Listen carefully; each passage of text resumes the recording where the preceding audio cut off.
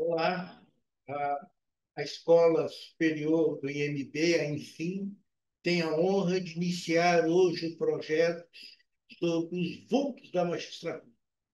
E nós escolhemos, por unanimidade, geralmente brigamos com quase tudo, mas escolhemos um dos mais queridos magistrados do antigo Estado do Rio e do novo Estado do Rio, o desembargador índio brasileiro da Rocha.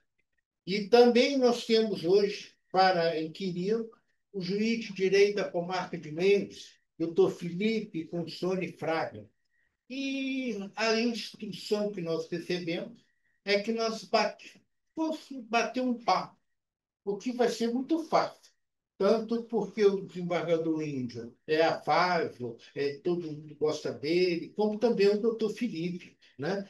Graças a Deus ele não segue a ideia do diretor, que de vez em quando é um pouco radical. Mas, para começar, eu vou passar a palavra para o doutor Felipe, não para ele fazer pergunta, que nós vamos bater um papo, né? Para ele dizer as suas expectativas sobre esse evento.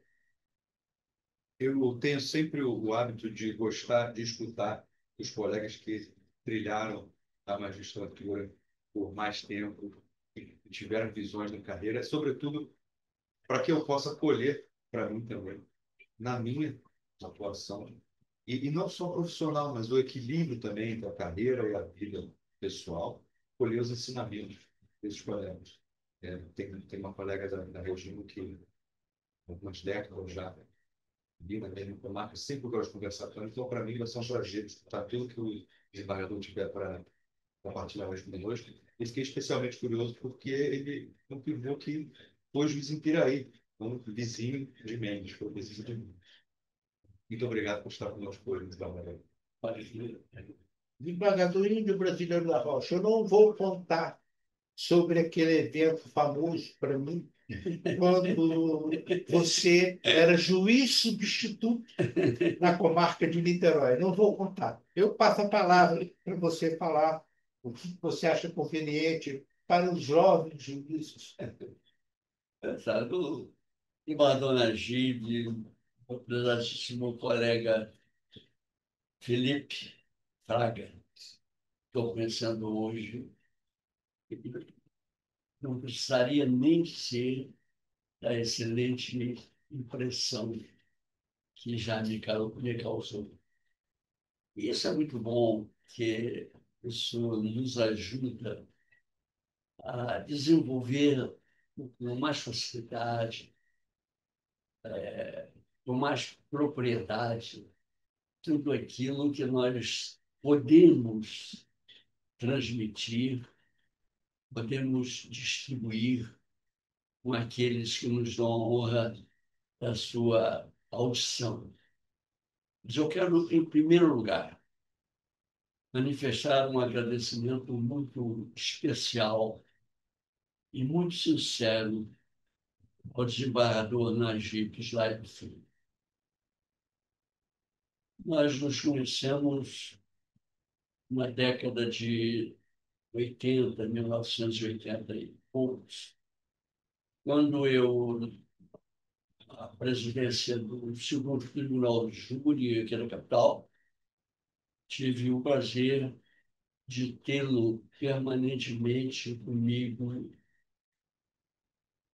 na cadeira de promotor de justiça, onde ele, como membro do Ministério Público, já demonstrava toda aquela ênfase que nós esperamos sempre daqueles que, como ele, estava ali para emprestar um pouco da sua colaboração, não apenas ao segundo Tribunal do Júri, mas também, sobretudo, àqueles que o assistiam, que era sempre uma quantidade considerável de estudantes de direito que ali estavam para aprender.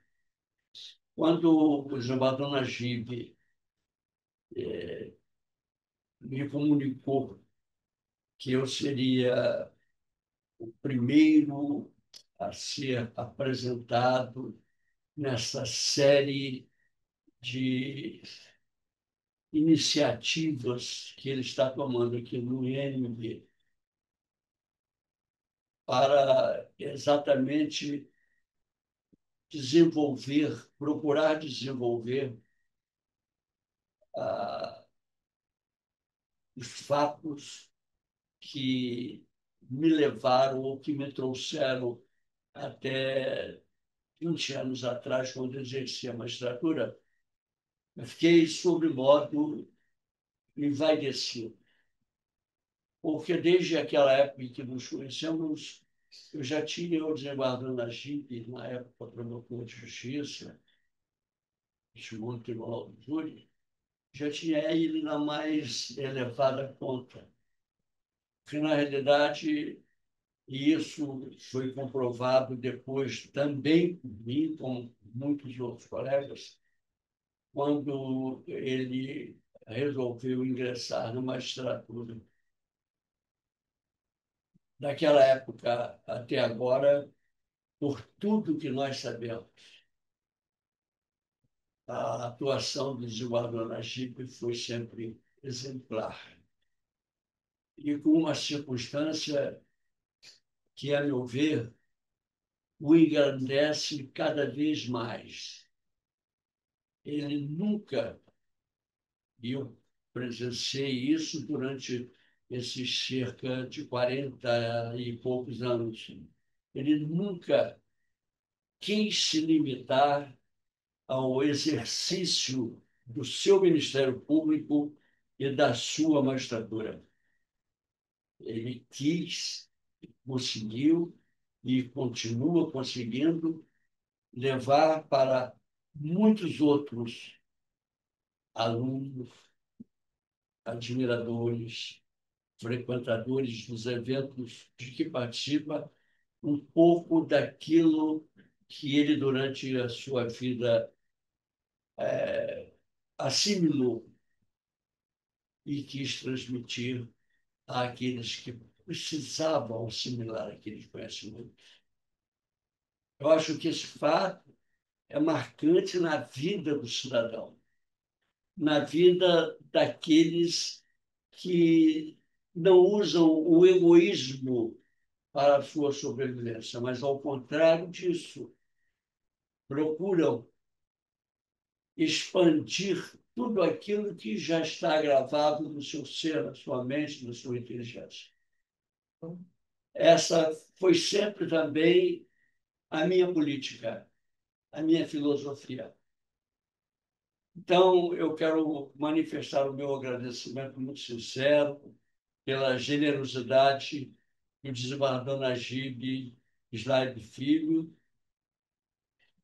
irmão da Matilde, minha amiga há muitos anos, também, ter me colocado como o primeiro a participar desta iniciativa que ele teve e tem aqui no Instituto do Magistrado. Muito obrigado por suas palavras, mas vamos acertar o roteiro. Você aqui é o homenageado e nós temos que contar a sua história, tá certo? Muito obrigado. Qual é o concurso? Que ano que você passou no concurso para juiz? 1968, foi o concurso, 10 de março de 69, a posse como magistrado. E já tomou posse como juiz substituto, né? Não. Naquela época, me parece que nem havia sua juiz substituto. Os juízes tomavam posse e já iam para a comarca. Eu fui direto para a comarca de Itaocara. Najib, foi um período difícil, né? Porque havia muita dificuldade de acesso à comarca. Entre nós, houve um colega que precisou ir para Paraty. E não havia comunicação direta do Rio de Janeiro com Paraty. Ele, para chegar a Paraty, ele tinha que ir, às vezes, até São Paulo, e de lá ir para Paraty. E redar uma estrada de Cunha para Paraty, se estivesse em São Paulo. Isso mesmo. Estou percebendo que você já conhece essa parte da nossa história, né? E Itaocara tinha o outro problema, que era o da estrada, que não existia, ou por outra existia, mas em condições absolutamente precárias. A gente ia bem até Friburgo, Bom Jardim, talvez até Cordeiro, mas ali para lá era um lamaçal, era um barreiro só. Então nós sentimos muitas dificuldades, principalmente na parte inicial, em que a gente morando aqui, morava em Niterói, e tendo que exercer a magistratura em Itaocara, nós tínhamos que fazer o sacrifício de ficar longe da família durante alguns dias da semana para poder permanecer na comarca da jurisdicionado a necessária presença do magistrado. Isso não era muito comum, aliás, não era nada comum. Na realidade, nessas cidades do interior, naquela época, a hora que são 36, 25, 51 anos, né? Meio século passado, né? Naquela época, de um modo geral, as comarcas do interior não ofereciam condições necessárias para uma permanência normal, equilibrada de um juiz na sua comunidade. Desembargador, eu não resisto a perguntar como é que era a remuneração na época? O senhor foi advogado e fez concurso para juiz. E a remuneração? É uma coisa interessante na GB. Tinha minha advocacia. As minhas principais comarcas eram Niterói e Araruama. Sendo um advogado também em Araruama, eu atingia a região dos lagos, Saquarema e Cabo Frio, principalmente. A remuneração dos magistrados naquela época, como também acontecia com o Ministério Público, com a Defensoria Pública, que naquela época era ainda pequena, era E a coisa. Defensoria Pública do antigo Estado do Rio e do novo Estado. Eu as reputo as melhores do Brasil. É, Sempre nós tivemos essa tradição. naquela época, a Defensoria Pública, tanto lá quanto aqui, era muito restrita. Havia número suficiente. Lá na região, nós tínhamos um defensor público excepcional. Você deve conhecê-lo, porque ele foi sempre de Niterói, residente de Niterói, que era o Omar Marinho Vieira. Marinho Vieira. O Omar Marinho Vieira, Felipe, tinha uma característica muito especial, não sei se o Najib chegou a tomar conhecimento disso, porque ele veio a entrar numa magistratura mais tarde. O Omar Marinho Vieira, ele era defensor público e tinha nos seus arquivos a relação e a vida completa de todos os desembargadores do antigo Estado do Rio de Janeiro.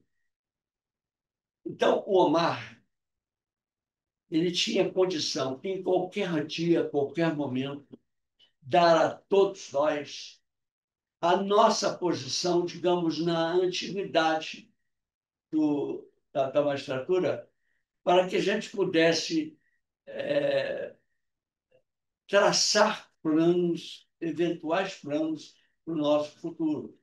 Né? Então, tia, você vai ficar aqui porque você vai chegar ao órgão especial. Mas como é que você sabe disso? Aí ele mostrava a gente as anotações que ele tinha, e tinha de todos e de cada um. O doutor Omar Marinho não sabia nadar. Isso eu não sabia. Omar Marinho não sabia nadar. Mas que a sua... O trocadilho é bom. É horrível. A sua primeira comarca foi, então, Itaocara. E depois? Então, o cara havia esse problema. Acabei de morar lá. Né? Depois de Itaocara, eu fui para a comarca de Cantagalo. onde eu fui promotor. Você foi promotor lá? É. Em Cantagalo tem, né, a Praça dos Melros, né? E é cidade de nascimento de alguns dos nossos colegas ilustres que passaram aqui pelo Tribunal de Justiça, né? De Cantagalo, uma coisa interessante em Cantagalo, Coisa depois que eu saí de Cantagalo e já estava em Teresópolis, depois de passar por Piraí, São Gonçalo e Niterói, foi ser juiz em Cantagalo o nosso colega Luiz Fernando de Carvalho. Mas em 82, Que mais tarde veio a ser presidente da AMB e do Tribunal de Justiça. Eu conheci exatamente na época em que ele foi, Quer café? em que ele foi juiz de direito de Cantagalo. E ele me deu a satisfação de me mandar uma carta, que eu tenho guardado até hoje, me convidando para inaugurar em Cantagalo o meu retrato no fórum. Eu achei aquilo de uma gentileza muito especial, normalmente porque nós ainda não nos conhecíamos pessoalmente. Permita só para dizer que no século XIX, a comarca de Cantagalo era tão grande que iria desde Itaboraí até Campos e do mar até Minas. O Código de Processo Criminal criou um juiz para cada processo criminal de 1832, criou um juiz para cada comarca. Então, a pequena comarca de Cantagalo ocupava praticamente 40% do estado do Rio de Janeiro. Mas sai de Cantagalo e depois de Cantagalo. Cantagalo tinha, como tem ainda, não tem, como teria ainda, não tem porque não existe o principal. Passou a inexistir o principal. Era talvez uma das poucas cidades do Brasil, talvez a única do estado do Rio. Meu sogro dizia assim, em que o trem entra de fasto. Não sei se você se lembra disso, você foi promotor lá, né? Eu sei. O trem não entrava em Cantagalo de frente. Entrava de ré. Ele Só saiu tinha, do trem. só tinha um trilho para ele. Depois que passava por Cordeiro, ele dava marcha ré para entrar em Cantagalo. Isso era uma coisa muito falada na época, e meu sogro usava essa expressão. E era uma Ele comarca, entrava de fasto. e era uma comarca trabalhosa. Era uma comarca trabalhosa, mas poxa, muito tranquila. Pessoal muito bom. Você ficou quanto tempo lá? Eu fiquei em Cantagalo mais ou menos um ano, não foi mais do que isso, não. Que logo depois eu fui promovido para Piraí, né? É a única cidade próxima da Baixada Fluminense em que eu fui magistrado. Eu sempre digo, eu nunca consegui ser juiz da Baixada Fluminense. Sim. Aquelas comarcas ali. No antigo estado do Rio tinha 5 entrâncias, né? Se não me falha a memória. Então, para a magistratura, tinha 4, 5 entrâncias, e não é igual hoje, que só é desembargador de direito, isso tipo. Então, tinha sempre promoção de sempre. É que foi uma evolução, Ela em princípio, muito lenta, depois muito rápida. Né?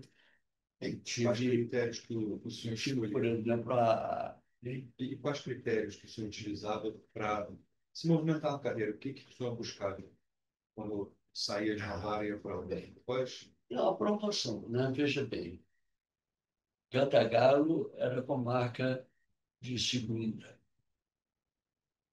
não era de primeira. Eu fui para lá por emoção. Mas Piraí já era de segunda. Obviamente, eu queria promoção. Tanto é que depois de Piraí, para onde eu fui promovido, e isso fazia parte da nossa carreira, eu vim para a regional de São Gonçalo. Hoje eu acho que não existe mais regional, não, né? na minha época existia. Vai ver. vim para a regional de São Gonçalo, não promovido, mas removido. A virar São Gonçalo, Cirano, a segunda maior cidade do estado do Rio de Janeiro, mas ela não ainda de entrância especial na época. E de São Gonçalo para Niterói também fui removido, porque tinha entrância Então, da mesma entrância. chegamos em Niterói. Chegamos em Niterói. Chegamos em Niterói. Ah, pois é. Está ansioso. Eu não sei dizer há quantos anos eu era policial, concursado, escrivão de polícia. Tudo bem. E antes da fusão, a fusão aconteceu em 15 de março de 1975. Antes da fusão, o antigo Estado do Rio tinha independência política e, e o índio chegou na Vara Civil de São Gonçalo como juiz substituto. E naqueles processos que ele teve que despachar, ele despachou. Cumpra-se o venerando acordo. Não foi São Gonçalo, foi Niterói. Ah, perdão, em Niterói. Cumpra-se o venerando acordo. Acordo de quê? Uma ação de reintegração de posse referente ao hoje shopping que tem ao lado das partes de Niterói, e ele botou em índice para desocupar, para cumprir a decisão do Supremo Tribunal Federal. O processo já tinha ido ao Supremo Tribunal Federal ratificar as decisões das instâncias inferiores. E o juiz, depois no Tribunal de Justiça. Muito bem. Aí foi expedido o mandado de intimação. Eu soube tudo disso, porque eu era escrivão da polícia e eu trabalhava no prédio ao lado do antigo fórum. Aquele prédio antigo, que até é muito bonito. Muito bem. E o oficial de justiça chegou lá e intimou o ocupante para se retirar. O sujeito falou, sim, senhor, e não saiu. O credor, que eu não me lembro quem era, é que ele. Também não lembro quem era o credor, quem era o autor da. Mas todo mundo dizia que o interessado era um sujeito, por acaso, padrinho, ou melhor, afilhado do então governador, doutor Raimundo Padilha. Aí o oficial de justiça certificou e tal. O índio, então, intime-se para se retirar no dia tal, às tantas horas. E marcou hora para retirar. Eu nem sabia disso, mas tudo bem. Eu tinha sido oficial de justiça, eu não sabia que podia ter esse detalhe de ofício. Né? Mas ele, experiente, sabia que da confusão. E no dia tal, às tantas horas, o sujeito tinha que se retirar, não saiu. Aí o credor requer outra vez, e ele então faz o quê? Requisita do comandante do batalhão da Polícia Militar. Força Pública. Para o atual 12º, para que apresentasse policiais para garantir a emissão da posse do credor. Aí vai o oficial de justiça, chega lá, não tem ninguém, só ele mesmo. Ele voltou para o doutor Índio, juiz de direito substituto. Nós estávamos na época da Revolução e eu mesmo tive colegas e juízes, professores, que foram caçados pela Revolução, como João Luiz de Bob Pinot e outros. E pai de colegas, e aí foi para o índio. E o índio faz o quê? Olha, o fundo, tal. Então, oficia para o secretário de Segurança. O secretário de Segurança, na época, substituto, era um civil, um delegado muito correto, dele, e ele manda apresentar as tropas que o juiz estava mandando no dia tal, às tantas horas, nada, não apareceu ninguém. Aí todo mundo já esperando que esse juiz substituto. Juiz substituto. Você já foi juiz substituto? Pois é. Olha, tira, pai, não sei o quê. Aí o que o índio faz? Fez o óbvio, mas foi uma profunda admiração por ele. Leu a Constituição, Tentei através do secretário de segurança também, né? foi, tá Que bem. era a autoridade maior É, na polícia. tá bom, mas ninguém cumpriu. Aí, resultado, ninguém cumpriu. O que ele faz? Pede ao Tribunal de Justiça o que está escrito na Constituição da época e no regimento interno do tribunal, a intervenção do Estado. Por quê? Uma ordem judicial não é porque era uma ordem do Supremo Tribunal Federal. Não, era uma ordem judicial, ninguém cumpria. Quando ele fez isso, o jornal não falou nenhuma palavra, ninguém falava uma palavra, e todo mundo está esperando cantar no diário oficial, tá certo? Que ele teria sido aposentado. E marcou o dia tal, às tantas horas, para, e desde logo, além de oficiar para o presidente do tribunal, também já designou outra data para mandar a tropa.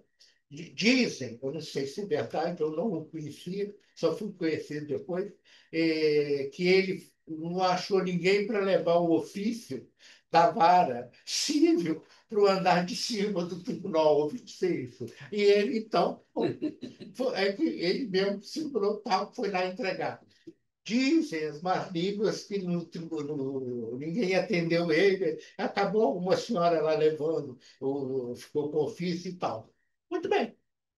Aí todo mundo falando, todo mundo esperando, esse juiz substituto vai ser posto na rua, ato institucional, traz em vigor, aquela confusão toda.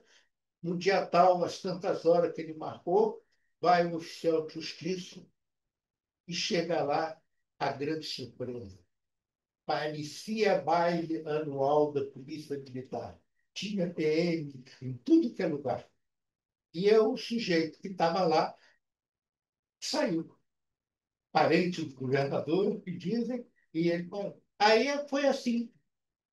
E ouvi falar no índio brasileiro da Rocha como juiz independente. E eu ouvi do doutor Alberto Sudré, foi meu delegado, não sei se você chegou a conhecer, e ele, Alberto Sudré, muito digno, e ele falou que esse juiz aqui é realmente corajoso, tem coragem e não sei o quê.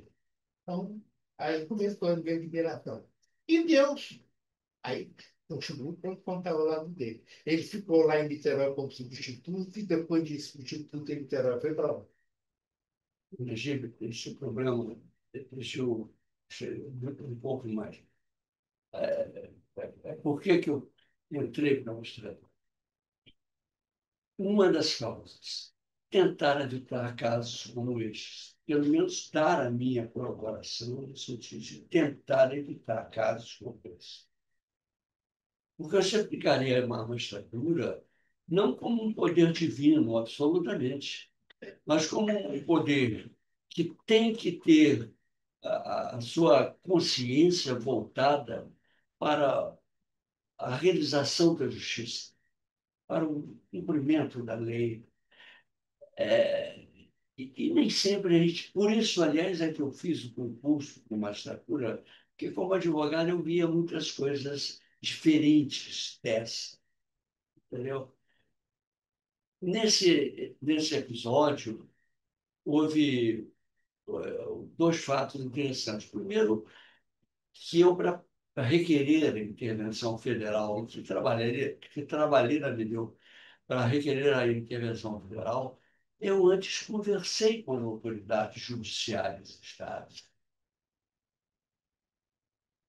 e obtive a segurança de que eles iriam cumprir as normas constitucionais. E mesmo assim você requereu. Né?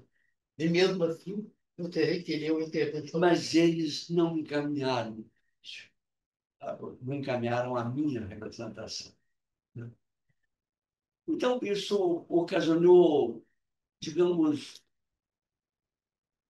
um desencanto em mim, que eu acho que eles tinham que fazer isso. Tinha quantos anos naquela época você?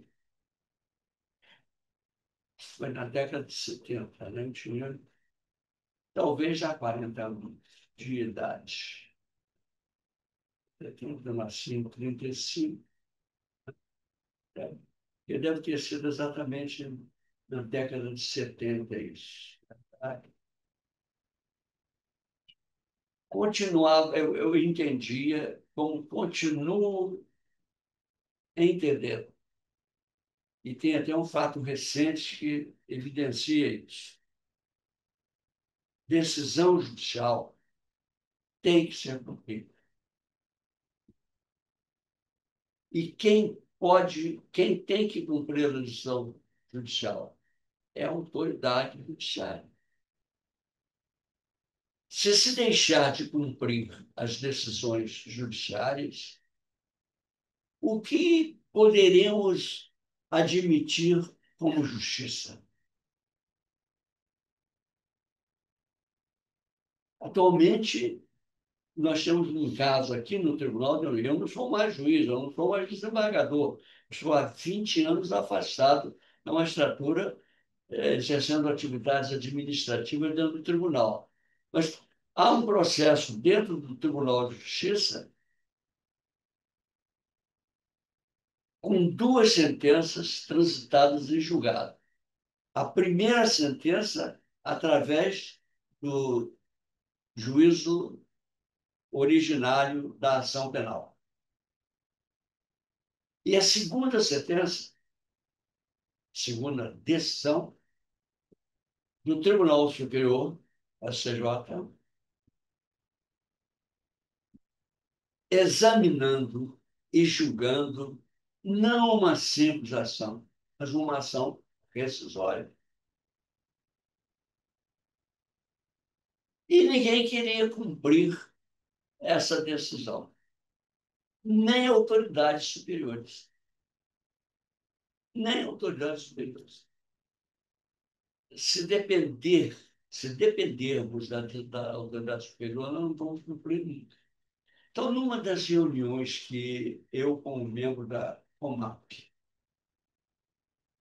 um dos argumentos que eu usei quando nós incorporados fomos ao Presidente Municipal foi assim, gente, decisão judicial tem que ser cumprida.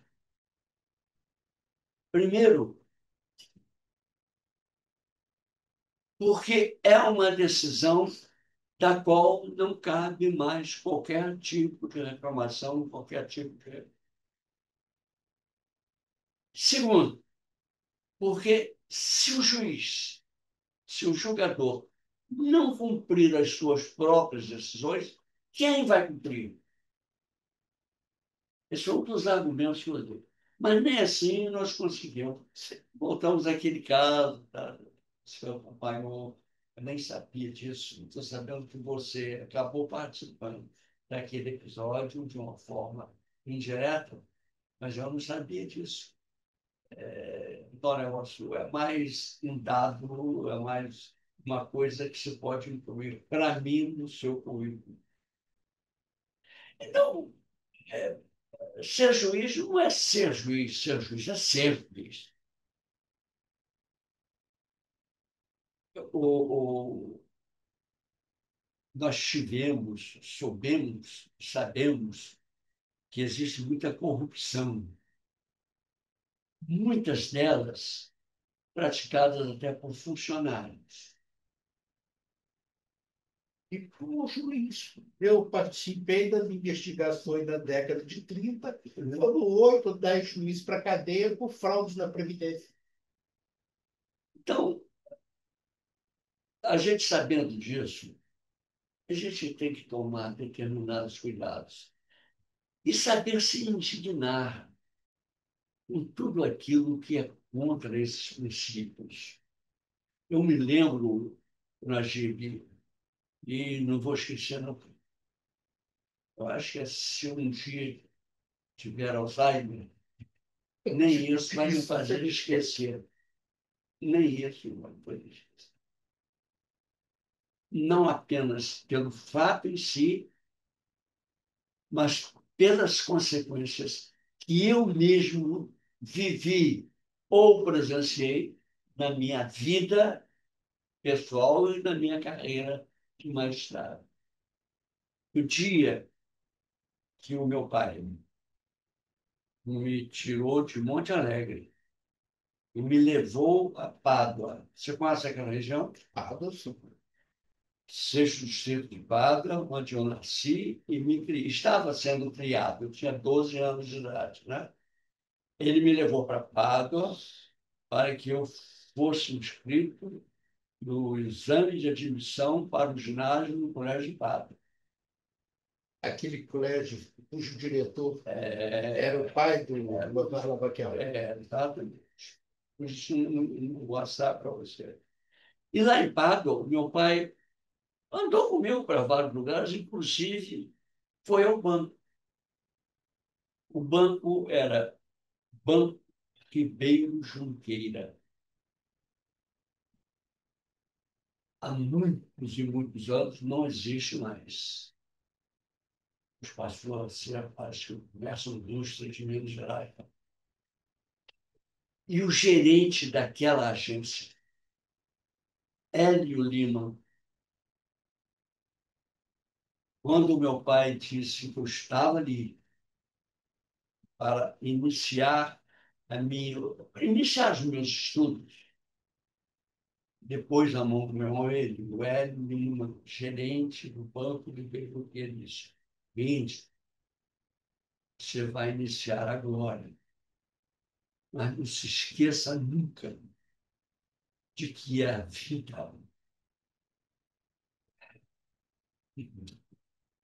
vida é cheia de desilusões sobre desilusões. Então, esse fato que nós mencionamos foi uma desilusão para mim, como alguns outros que vieram ao ocorrer.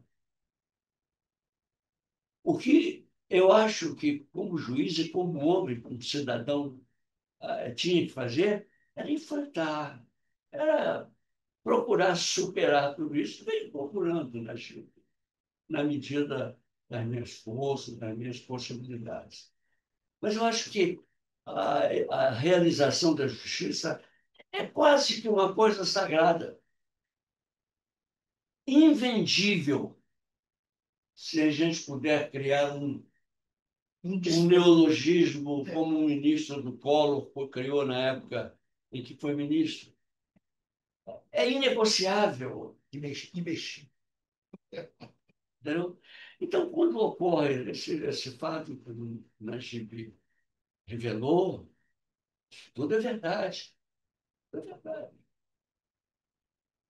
Causou uma absoluta indignidade em mim. Porque, para mim, na hora que eu fui à autoridade superior, eu revelei o fato e disse que, como magistrado, eu tinha a obrigação de dar cumprimento àquela decisão, que naquela altura já era do Supremo Tribunal Federal. Eu esperava, sinceramente, que ele fechasse todas as portas da mesa dele e tomasse aquilo a punho. E não houve isso. Não houve isso. Na hora que eu requeri a intervenção, eu digo que o Najib falou, aí sim eles se movimentaram. E aí puseram os policiais. Você não ia fazer nada. Entendeu? Tá, entendeu? Você que é um juiz novo, está entrando na magistratura há pouco tempo. Anote isso. Guarda essa frase do Hélio Lima. A vida é cheia de desilusões sobre desilusões. A gente tem desilusão a todo instante. Então, tem que transformar essa desilusão em fatos concretos que possam não apenas dignificar a carreira que a gente abraçou e aquelas entidades, tribunais, juízes, comarcos, que dependem de nós, e procurar superar todas essas mazelas que, infelizmente, existem. A gente vê, nós falamos agora há pouco sobre a corrupção que atinge muitos de nós, infelizmente, mas atinge também a funcionários em quem a gente deposita toda a confiança, porque sem eles nós não somos nada. Sem eles, tá? E ver um funcionário, como já aconteceu, falsificar um mandado judicial. Um funcionário a quem são entregues as minutas de sentença e, ao receber a minuta da sentença, ele negocia o resultado com a parte interessada, na base de dinheiro. Isso tudo, ouviu, Felipe? Isso tudo é motivo de ensinamento na GBI. Por causa desses fatos e de outros que a gente vive e que a gente vivencia, é que eu digo hoje a vocês, eu nunca mandei o meu escrivão fazer um mandado de prisão. Todas as vezes que eu tive que determinar a prisão de um réu, eu levei de casa o mandado pronto, entregava ao oficial, vá lá e cumpra. Tudo bem. Porque eu não podia, nessa parte, depositar a confiança que deveria depositar no funcionário. Hoje você não poderia fazer isso, porque existe o Banco Nacional de Mandados de Prisão. Porque, assim como eu nunca ameacei ninguém, ouvimos agora, semana retrasada, aí na. Isso está sendo gravado, né? Não tem problema, não. Há 2 semanas, 3 semanas atrás, nós tínhamos uma autoridade judiciária ameaçar uma testemunha. Se só não fizer isso, vai ser preso. Eu nunca fiz isso. Eu acho que o juiz, o magistrado, se ele tem que prender alguém, ele tem que prender. Ele não tem que dizer que vai prender. E na hora que ele tiver que expedir o mandado, ele tem que ter certeza, convicção de que está certo, para evitar exatamente a possível necessidade de ter que modificar uma decisão que ele tomou verbalmente.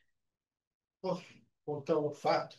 Me desculpe, eu estava voltando. Não, mas eu gostei. Vou continuar nesse. Acabou me trazendo à memória fatos contra os quais eu entrei na magistratura para combater.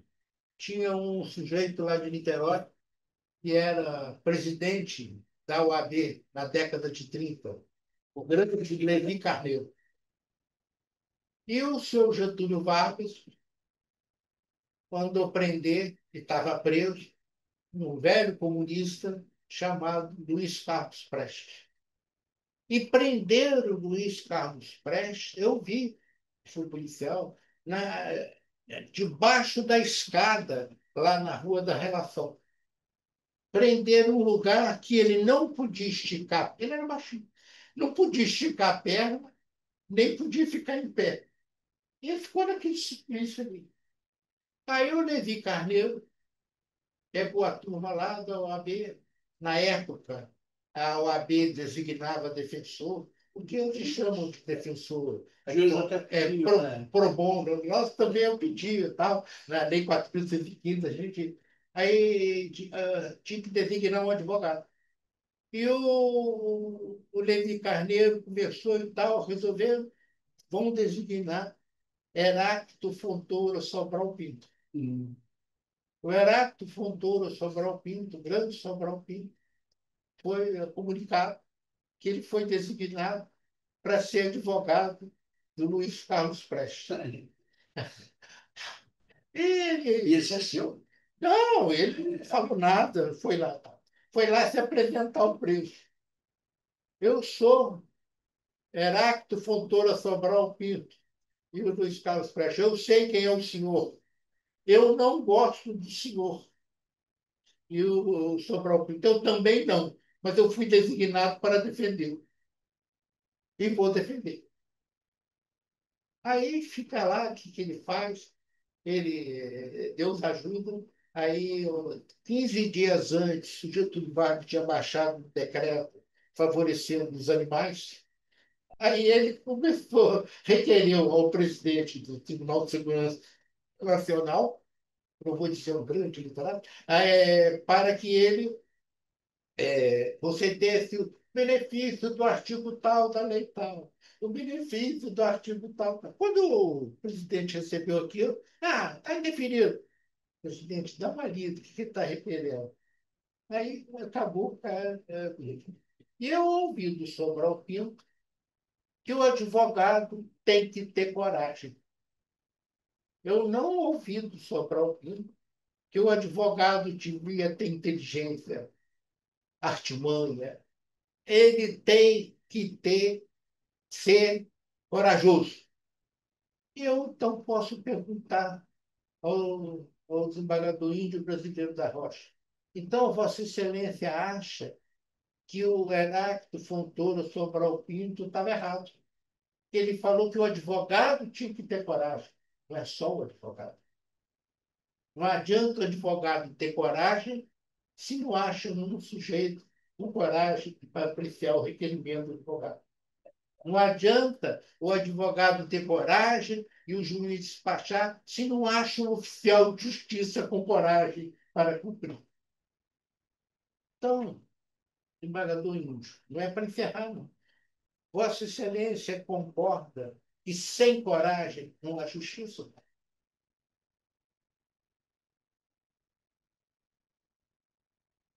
Muitas vezes ela é feita, no caso, por exemplo, que você citou, não sei se eu fui corajoso, nunca me preocupei Todo com mundo isso, na né? época falou que você foi Mas corajoso. a realidade final, né, quando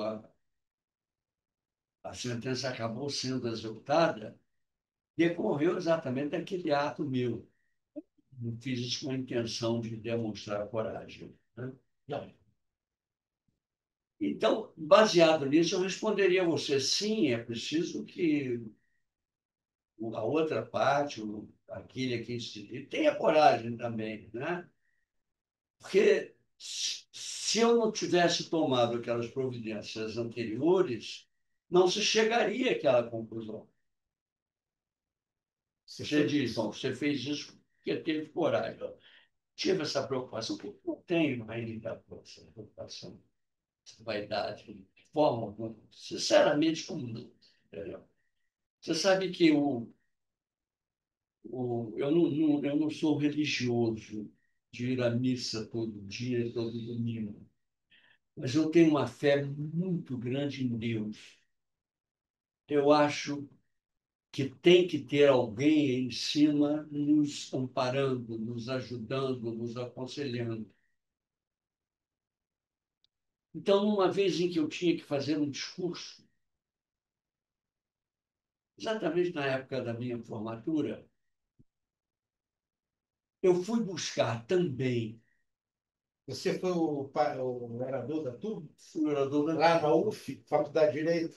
foi no Teatro Municipal, a solenidade, né? Foi dia 6 de outubro de 1959. Tinha acabado de sair da União Fluminense dos Estudantes. Estava saindo da União Fluminense.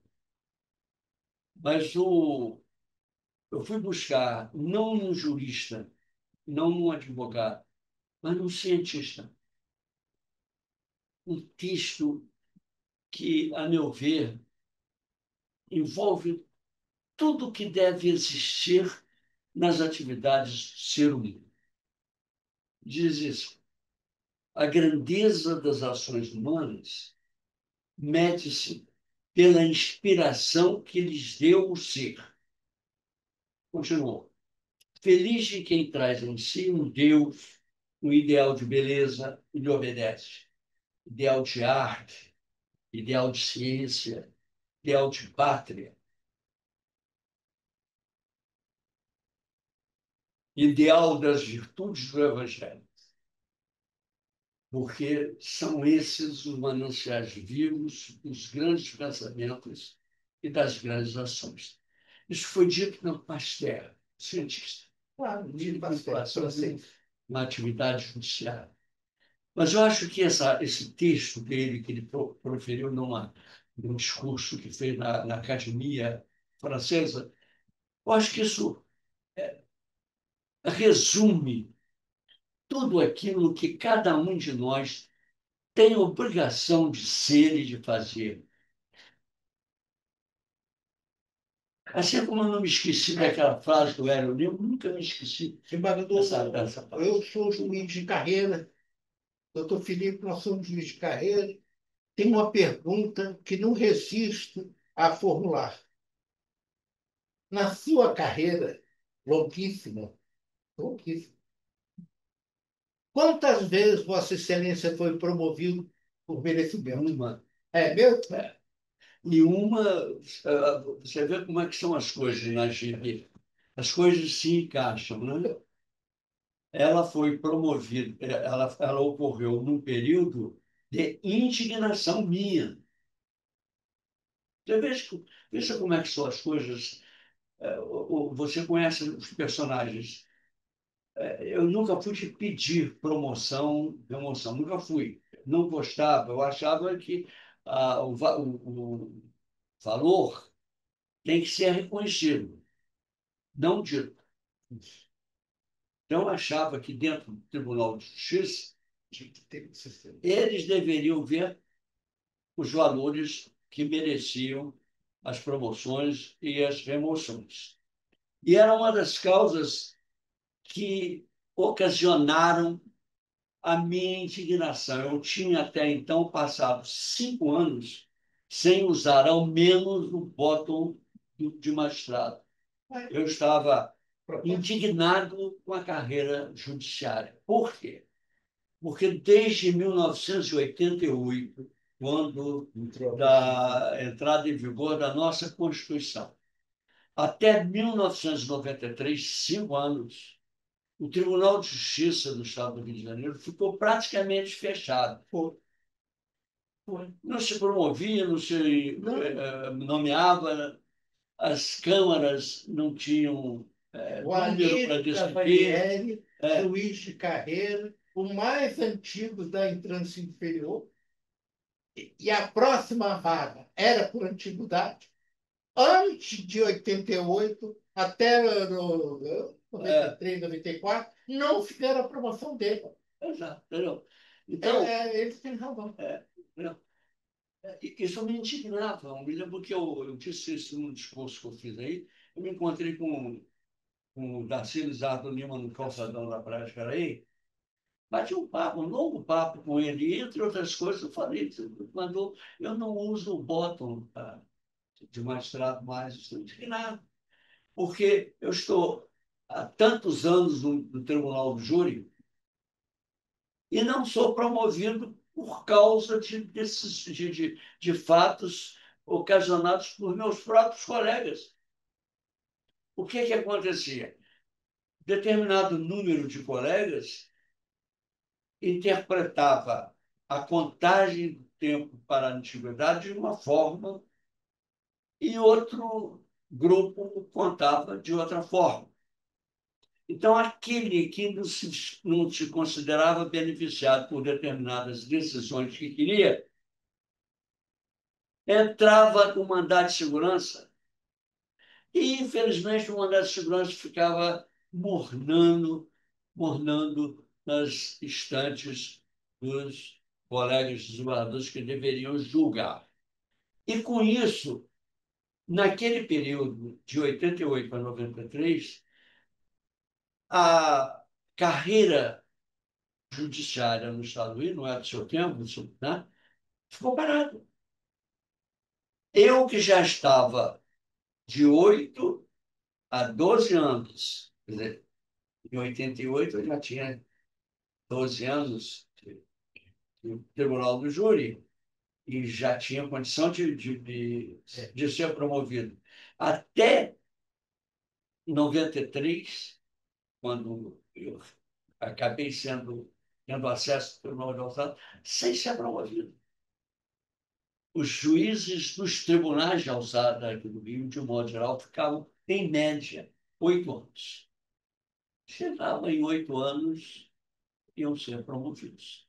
Eu estava muito mais tempo, mais de 8 anos, sem ser promovido e sem ter expectativa de promoção. Por isso que eu disse a você, porque o cargo de juiz da alçada foi transformado. olha aí, meu filho, eu disse a você, eu fui promovido por merecimento uma única vez em meio a um período de indignação, porque eu fui promovido exatamente quando o Antônio Casamorim assumiu e resolveu fazer a movimentação, e fez. Inclusive, aqueles que prejudicavam a movimentação foram também promovidos. Todos eles, todos eles. E ali eu fui promovido por merecimento. O Amorim fazia assim 3, 4 votações por dia e dava posse no mesmo dia para não dar tempo de ir para uma das. Então, eu consegui desenvolver aquilo que eu queria já há 5 anos dentro de um momento assim, de indignação. Resumo da obra. Nunca teve promoção de merecimento. Só ela. O doutor Felipe quer perguntar. Tem uma pergunta. O desembargador, quando o senhor estava relatando o que se passou em Niterói, o senhor mencionou independência. Eu tinha pensado em perguntar para o senhor se o senhor entende que o conceito de independência magistrado mudou desde o início, quando o senhor entrou na magistratura em 1969, até hoje. Se a independência mudou hoje com recursos repetitivos, súmulas vinculantes, resoluções do CNJ, regulamentações, IRBR, VAC, todas essas formas de padronização e vinculação dos juízes inferiores, se mudou a independência judicial, mudou, em que medida? Mudou. Houve uma série de inovações na legislação brasileira, né? Porque na minha época de advogado, a forma de advogar e de se preparar para concursos era completamente diferente. Nós tínhamos apenas os códigos. Em leis extravagantes na GB, nós tínhamos a lei do inquilinato, que era renovada anualmente, a lei de renovação de contratos de locações comerciais, a lei de falências, e talvez mais umas 2 ou 3 importantes que eram por nós usadas. E eram esses elementos da legislação brasileira, além dos códigos civil, criminal, processual, comercial, que nós utilizávamos para desenvolver a nossa carreira e o nosso intelecto.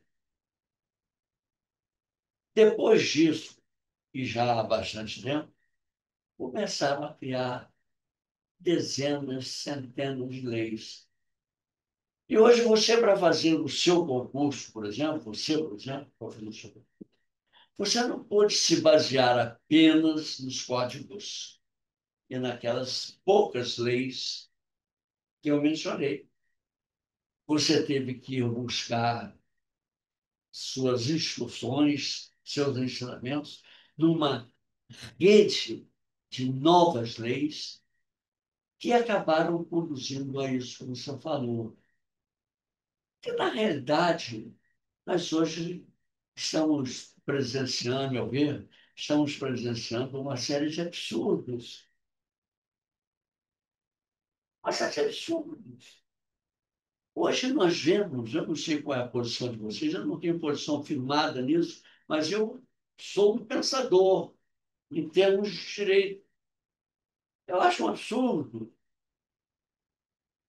que um julgador, seja ele quem for, Felipe Fraga, que entrou há 4 anos na magistratura, aquele que está há anos na magistratura, ou aqueles que entraram pela janela da magistratura. Não é possível, não é possível. Isso indigna as pessoas. Até me perdi. Não, o que é. É, voltei. Isso indigna as pessoas. Que alguém processe alguém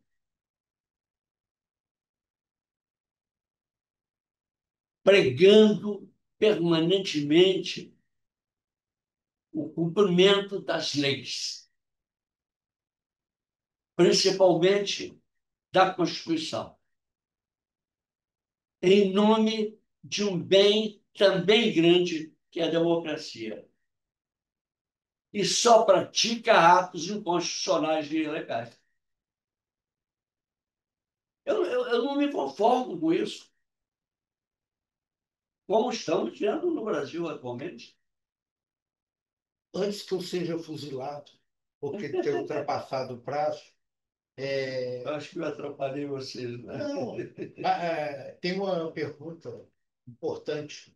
A segunda pergunta mais importante é a minha. É o seguinte: o que você diria para o jovem, a jovem, ou não tão jovem, né, que estivesse fazendo concurso, quisesse ser jurista?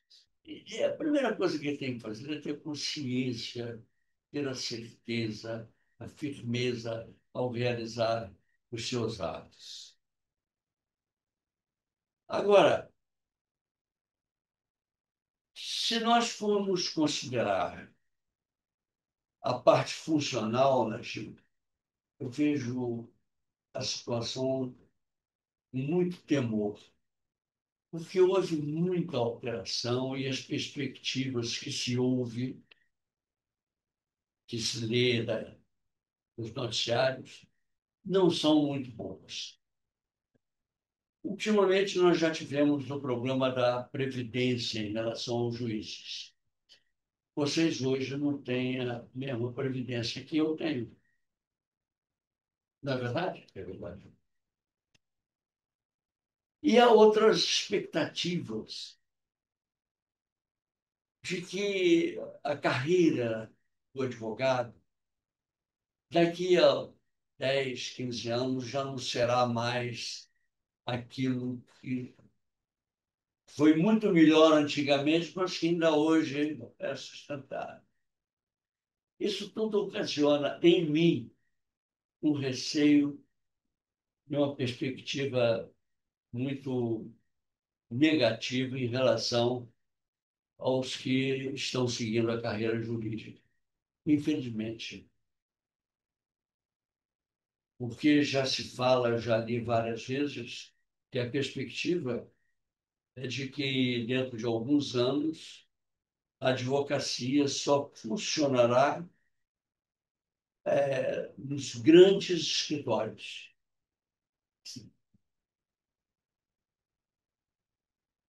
Essa é uma razão. A outra é que, se os advogados do futuro e do futuro próximo não tiverem a oportunidade de exercerem a sua profissão da forma que desejam, eles terão que buscar outros meios de manutenção. E esses outros meios, a meu ver, não são certos,